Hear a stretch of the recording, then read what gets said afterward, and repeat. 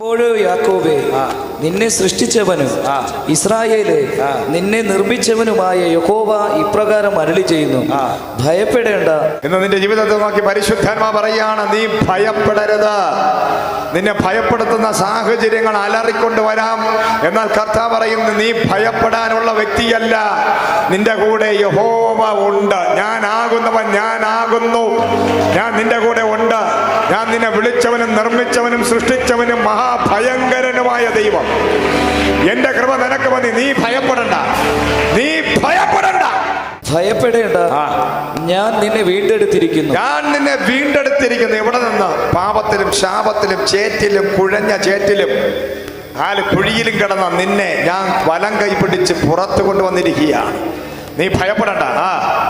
ഞാൻ നിന്നെ പേർ ചൊല്ലി വിളിച്ചിരിക്കുന്നു. ഞാൻ നിന്നെ പേര് ചൊല്ലിയാ വിളിച്ചിരിക്കുന്നത്.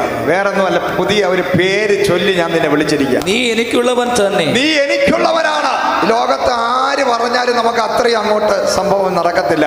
നീ എനിക്കുള്ളവനാണ്, നീ എന്റേതാണെന്നൊക്കെ പലരും പറയാൻ കാണും. പക്ഷെ അതൊക്കെ സാഹചര്യം വരുമ്പോൾ അവർ വേറെ മാറ്റി പറയും. സാഹചര്യം വരുമ്പോൾ അവര് ഓന്തിനെ പോലെ എന്ത് ചെയ്യും?